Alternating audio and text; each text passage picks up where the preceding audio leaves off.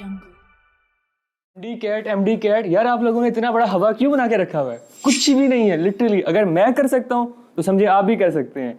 चंद points मैं आपको बताऊंगा which will help you to ace the MDCAT exam. First of all, सबसे बड़ी बात कि आपने रोज़ का काम रोज़ करना है।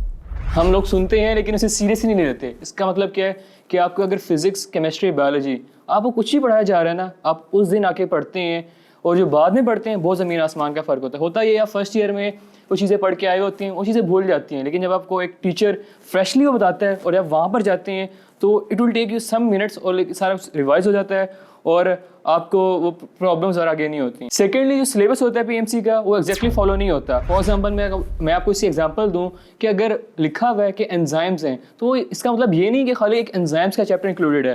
तो इसका मतलब ये है कि आपके फॉर एग्जांपल बायोटेक्नोलॉजी और इस तरह के रिलेटेड टॉपिक्स हैं जहाँ पे सारे के सारे एंजाइम्स हैं, वो भी इस कैटेगरी में इंक्लूड होंगे और आपको तैयारी करनी पड़ती है।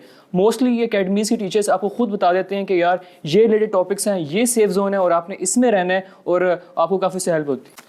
थर्ड पॉइंट कि लोगों लॉजिकल रीजनिंग के बारे में कहते हैं यार लॉजिकल रीजनिंग क्या है, बहुत परेशान होते हैं यार हमें नहीं पता तैयारी कहाँ से करनी है।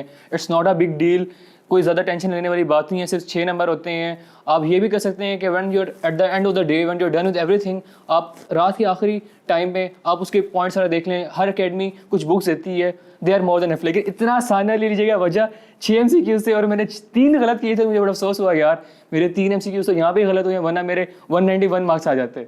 पॉइंट नंबर 4, हम लोग जब अकेडमीज़ वगैरह में टेस्ट दे रहे होते हैं तो होता ये कि 50 या 60 नंबर का टेस्ट होता है तो हमारे 20-30 MCQs गलत होती हैं, तो हम बहुत डिप्रेशन में चले जाते हैं। हम कहते हैं यार हमसे हो ही नहीं सकता, क्या नाम है, अभी इतने गलत हो रहे हैं तो कलेक्टिव टेस्ट में क्या होगा। आप लोगों ने बिल्कुल परेशान नहीं होना।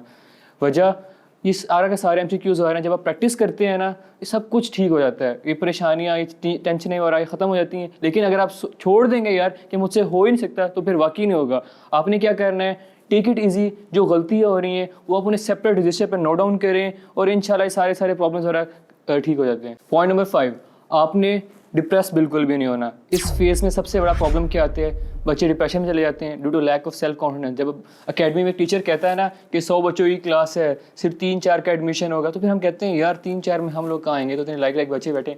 आपने बिल्कुल परेशान नहीं होना। आपने ये नहीं सोचना दैट यू आर इनकैपेबल, आप कर सकते हैं। तो उसके लिए क्या स्ट्रेटेजीज आ रहे हैं, बी पॉजिटिव, अपनी जो मेन स्ट्रीम लाइन गोल्स हैं जो मैंने आपको पॉइंट्स बता रहा हूँ उनको फॉलो करें तो इंशाल्लाह बिल्कुल टेंशन वाला नहीं होगी।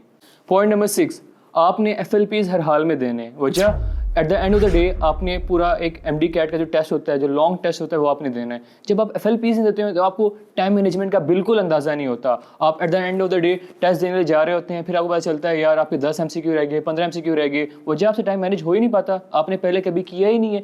जब आपने पहले कभी नहीं किया तो एक टेस्ट ऑफ द डे पे आप कैसे कर लेंगे। तो इससे बेहतर यही होता है कि आप टेस्ट सीरीज दें, FLPs वगैरह दें, so that you are assure. Secondly, आपको कॉन्फिडेंस देती है कि आप कर सकते हैं। पॉइंट नंबर 7, एटलीस्ट 6-7 दिन पहले आप अकेडमी छोड़ दें। अगर आप टेस्ट सीरीज़ कंटिन्यू कर रहे हैं, कुछ बच्चे होते हैं कि वो टेस्ट सीरीज़ की वजह से छोड़ नहीं पाते, लेकिन मैं फिर भी कहूँगा अगर टेस्ट सीरीज़ दे भी रहे हैं तब भी 6-7 दिन पहले अकेडमी छोड़ दें और दौरान प्रिपरेशन ना 1 डे नोट्स बनाएं। फॉर एग्जांपल आपके वजह जो आपने 6 दिन देना है ना, एक दिन आपने केमिस्ट्री को देना है, एक दिन फिजिक्स को देना है, 3 दिन बायोलॉजी को देना है और लास्ट डे आप इंग्लिश के चंद इंपॉर्टेंट रूल्स आ रहे हैं वो रिवाइज कर लें। तो इसके लिए ये होगा एक दिन में तैयारी या फिर बायोलॉजी की 3 दिन की तैयारी तभी मुमकिन होगी जब आपने चंद नोट्स बनाए होंगे। फॉर एग्जांपल फिजिक्स के नोट्स बना लें, इंपॉर्टेंट फार्मूलाज जो हैं, और इसी तरह केमिस्ट्री में जो रिएजेंट्स आ रहे हैं, जो चीज़ें भूल जाती हैं जो आपने बार बार देखनी है, उनके 1 डे नोट्स बना लें। केमिस्ट्री के भी बना लें, फिजिक्स की भी 1 डे बना लें, और बायोलॉजी तो जाहिर सी बात है एक दिन में नहीं होती, ज़्यादा चीज़ें ज़्यादा होती हैं याद करने वाली, तो बायोलॉजी को 3 दिन पे दे जाएँ। तो फिर आप at the end of the time in चीज़ों को रिवाइज कर लें, इंशाल्लाह इट विल बी गुड।